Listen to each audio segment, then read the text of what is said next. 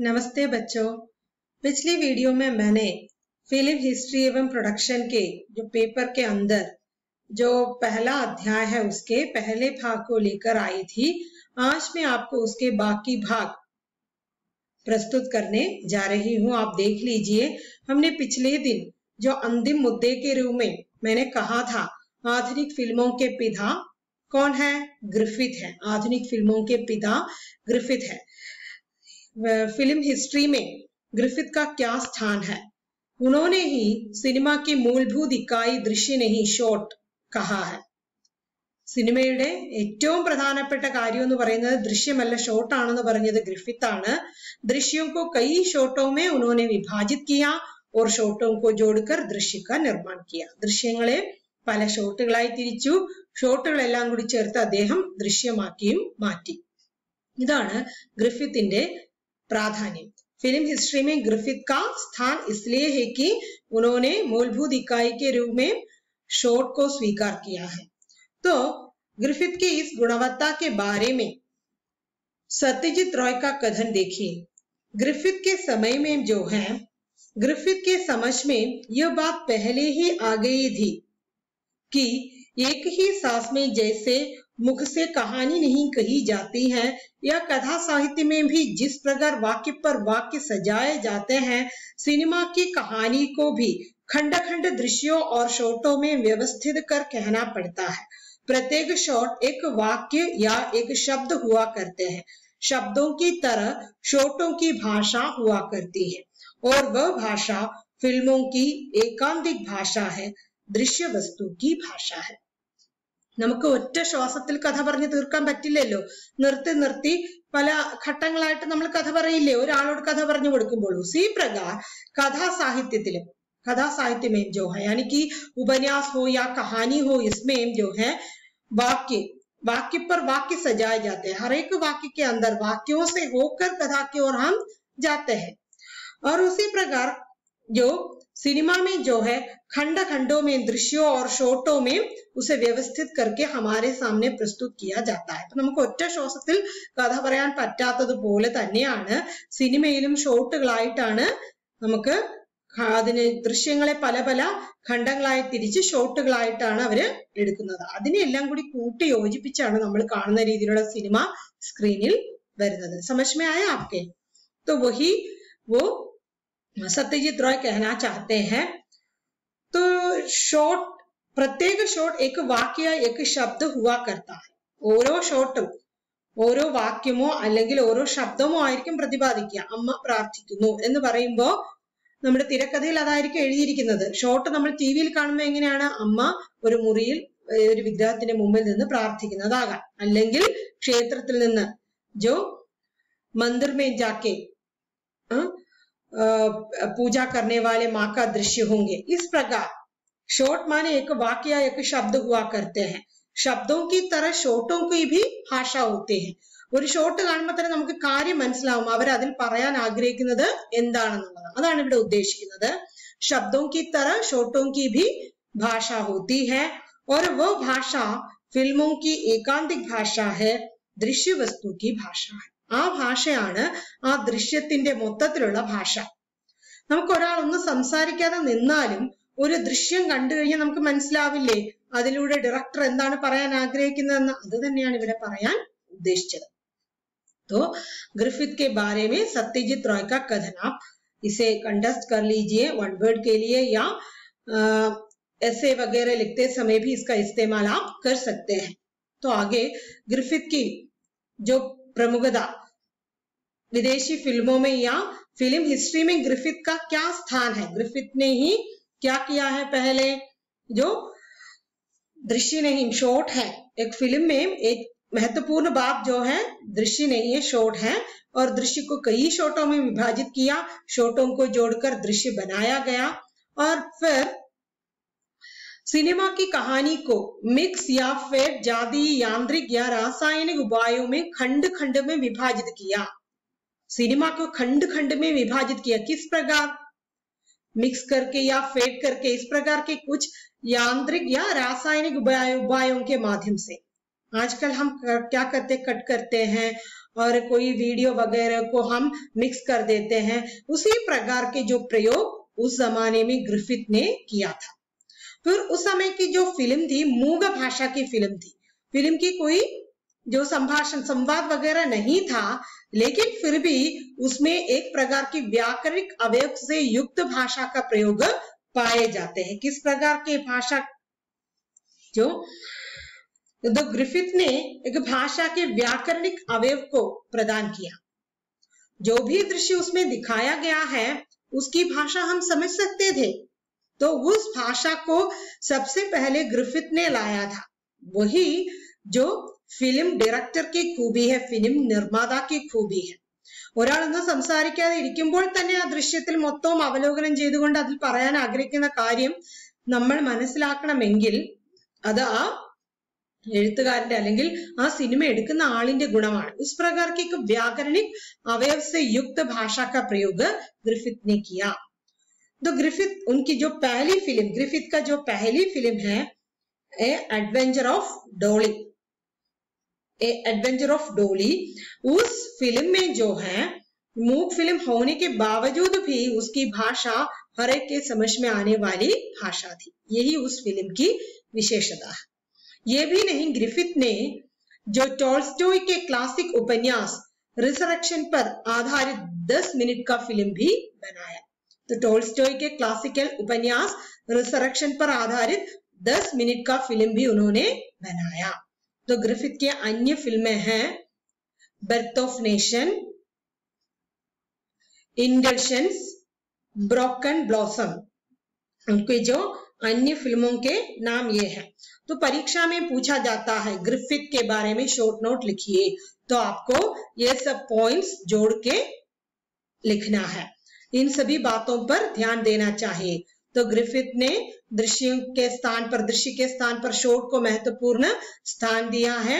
Cinema में जो mix या फेड, इस प्रकार की जो रासायनिक उपायों को उन्होंने इस्तेमाल किया। एक व्याकरणिक अवयव से युक्त भाषा का प्रयोग किया।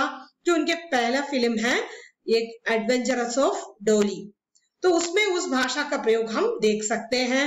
फिर उन्होंने टॉल्स्टॉय के क्लासिक उपन्यास रिसरेक्शन पर आधारित 10 मिनट का फिल्म भी बनाया है। फिर उनके अन्य फिल्में हैं birth of nation, indulgence, broken blossom. तो इतना ही ग्रिफिथ के बारे में। आगे जो है चार्ली चैपलिन। चार्ली चैपलिन के नाम सुनते ही हमें हंसी आ जाएगी, है ना। चार्ली चैपलिन के कोई फिल्म आप देखे होंगे, वो तो मूक फिल्म ही है, लेकिन फिर भी उनकी भाषा से हम अवगत हो जाते हैं और हमारे मन में उनकी जो क्या है हाल चाल से ही एक प्रकार की हंसी आ जाते हैं। तो चार्ली चैपलिन का क्या स्थान है फिल्म जगत में, तो आप सुन लीजिए। तो चार्ली चैपलिन सिनेमा की कहानी जो कहने की कला, कहानी कथा പറയുന്ന രീതിയിൽ जो चार्ली चैपलिन ने एक सिनेमाई भाषा का निर्माण किया है। तो सिनेमा में कहानी कहने के विधा की शुरुआत से सिनेमाई भाषा के निर्माण में अग्रणी प्रतिभाशाली व्यक्ति थे चार्ली चैपलिन। सिनेमाई भाषा का निर्माण उन्होंने ही किया था। तो उनकी यही महत्व है, विश्व के श्रेष्ठ फिल्मकारों में एक है वो, विश्व के श्रेष्ठ फिल्मकारों में एक है चार्ली चैपलिन। क्यों? भाषा के, उनके फिल्म की भाषा की खूबी के कारण विश्व की किसी भी समारोह में उनकी फिल्मों को समझने में कठिनाई नहीं होती। आज भी जो सवाक फिल्मों का समय है, फिर भी हम चार्ली चैपलिन की फिल्मों का आस्वादन उसी हिसाब से करते हैं। उनकी भाषा हमारे समझ में जल्दी आ जाते हैं, है ना। तो वही उसी कारण उसे विश्व के श्रेष्ठ फिल्मकारों में एक माना जाता है। तो उनके जो संवाद के मूक भाषा है, फिर भी वो कुछ संवाद करना चाहते हैं, जनता से कुछ कहना चाहते हैं।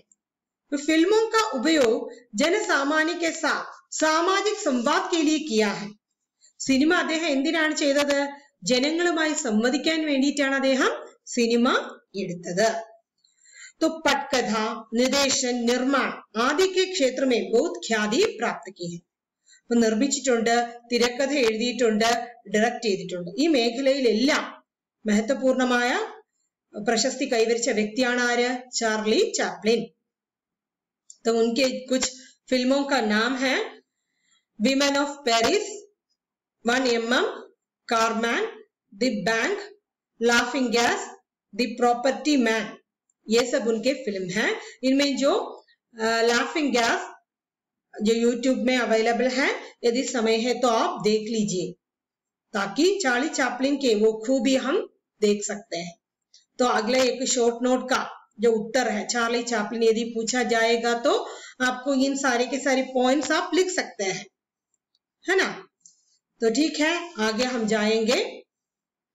अन्य कुछ मुख्य फिल्मकार थे ग्रिफिथ, चार्ली चैपलिन, बस कीटन, दो बच्चों के, पुदोविचन. ये सब उस समय के कुछ मशहूर फिल्मकार थे. और रूसी फिल्मकार थे आइजनस्टाइन, पुदोबेकिन. इन सभी का नाम आपके टेक्स्ट बुक पे दिया हुआ है. तो यदि कुछ विश्व के मशहूर फिल्मकारों का नाम लिखिए ऐसा प्रश्न आ जाएगा तो इनमें से आप कुछ को चुनकर लिख सकते हैं, है ना. तो आगे हम जाएंगे. तो फिल्म के हिस्ट्री में एक महत्वपूर्ण कड़ी है प्रथम विश्व युद्ध की समाप्ति और द्वितीय विश्व युद्ध के प्रारंभ तक के समय. प्रथम विश्व युद्ध की समाप्ति और द्वितीय विश्व युद्ध के प्रारंभ तक के समय. उस समय फिल्म में क्या खूबी आई है? उस समय तक जो है, उसके पहले तक जो है, मूक फिल्म का जो जमाना था, इस समय സിനിമ സവാക്ക് हो गई. സിനിമ में ഡയലോഗ്സ് ആने लगे. മൂക ഭാഷയിൽ നിന്ന് മാറി സംസാര ഭാഷയുള്ള സംവദിക്കുന്ന സിനിമയായി മാറി. और ये भी नहीं, नव यथार्थ पर आधारित सिनेमा आने लगे. तो जीवन में जो यथार्थ घटनाओं पर आधारित सिनेमाएं, जो फिल्में आने लगे. उस समय के जो प्रथम विश्व युद्ध और द्वितीय विश्व युद्ध के आरंभ तक के समय के कुछ फिल्में हैं. इटली के सिक्का के, शू शाइन, बाइसिकल थीफ, मिराकल इन मिलान, ला टेरा ड्रीमा. उस समय के कुछ प्रमुख फिल्में हैं. इटली के फिल्मों का नाम है शू शाइन, सिक्का, वित्तीरियो डी सिक्का के शू शाइन, बाइसिकल थीफ, मिराकल इन मिलान, ला टेरा ड्रीमा. ये सब उस समय के कुछ प्रमुख फिल्में हैं.